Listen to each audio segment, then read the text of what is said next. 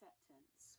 Accepting the personalities and opinions of others. So, for example, I use Instagram a lot, and sometimes, well, just all social media. When I'm on social media, like all of us, people will post certain things, and you kind of think to yourself, oh, okay, that's your opinion on that. You believe that. Okay, all right, cool.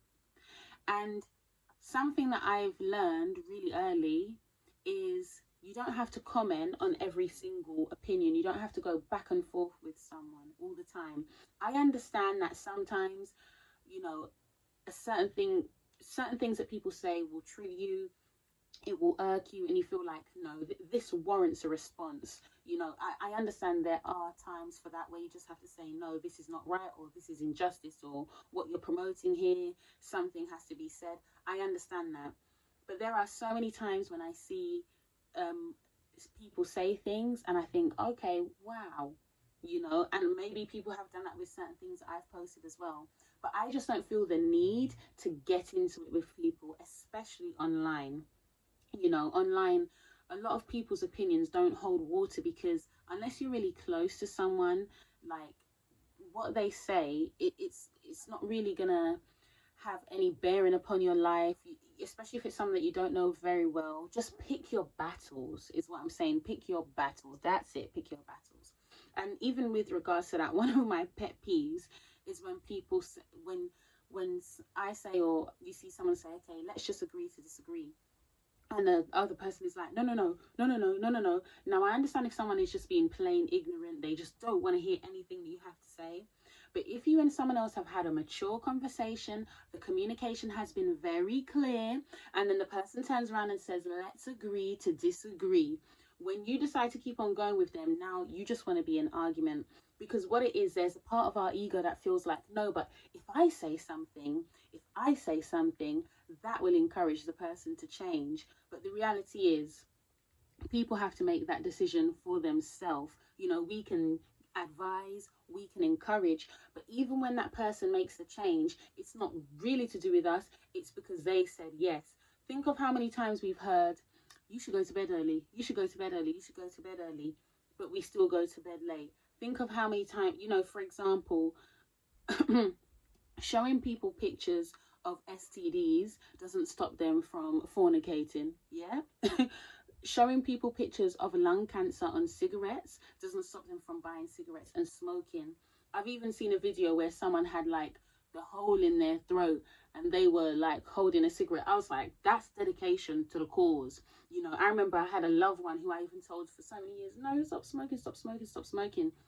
Until one day that person just turned around and said, oh, I've stopped smoking. And I was like, whoa, look at that. In their own time, they changed. So yes, there is a time to speak up, but pick your battles. Use the spirit of discernment. Know when to talk and when not to talk, and recognize that even when you do speak, it's not because you said something, it's because that person decided to change. What I'm saying is just accept the things that you can and cannot control. And I saw this really funny meme on Instagram the other day of a guy who was like mopping up water at the beach and wringing out the mop. It was so funny. Even the music that went with it was so funny. And the tagline was like, oh, this is how you look trying to control things that you can't. And it was so funny because I thought, yep, that's exactly it. That's exactly it. Trying to, control things that you can't. It literally is like mopping up water at a beach. So anyway, so acceptance. The second thing is quiet time. Learn to understand and be aware of your own thoughts and feelings. Pay attention to yourself. The earlier you are aware of certain things, you can deal with them more quickly. So I've given an example here. How many times have you had a twinge in your back? And it's not until, I don't know, 2 weeks later that you say, oh, I've had a twinge in my back for 2 weeks. Maybe I should go to the doctor.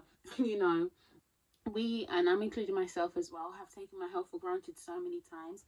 And I just think our mental health, our physical health, if we feel like something's wrong, let's deal with it early before it grows. Don't wait until like, oh, wow, like now my back is falling apart or my mind is falling apart to get help. Let's try and deal with things as early as possible. We're trying to be strong, we're giving, especially if you're a mother like me, you're giving, giving, giving, you're thinking of the children's needs, But if you're not well, you can't even look after them, So we don't just owe it to ourselves, but we owe it to our family. We owe it to our maker who's renting us this body. The third way to have a more peaceful life, is getting organized. You know the trip is coming up. What do you need? You have an appointments. Have you written it down?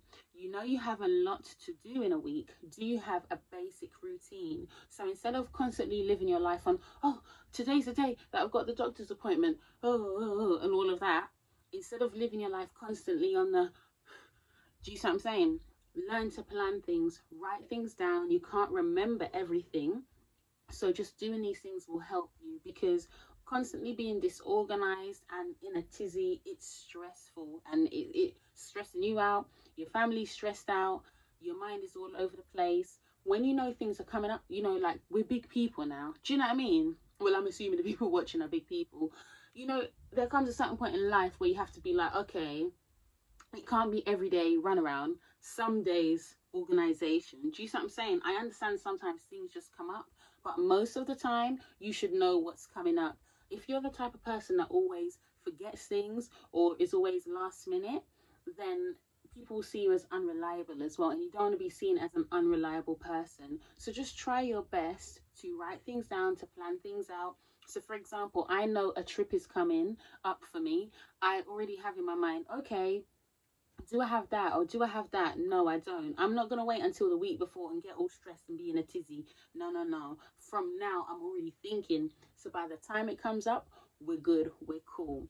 So our verse of encouragement today is Matthew chapter 6, verse 34. Therefore, do not worry about tomorrow, for tomorrow will worry about itself. Each day has enough trouble of its own. Isn't that so true? So instead of just like being worried and fretful, think about today, plan things out as much as possible. Get organized so that you can manage the stress, you can manage as much as you can, but recognize there are some things that are just out of our control. And in that, we're just going to trust God and pick our battles. Acceptance, quiet time, getting organized. I hope that you have a more peaceful day today. Bye, ladies. Sharing the love of God, making a home, learning about the world, while teaching my own, singing songs of life, while feeling free, getting organized, and planning to achieve.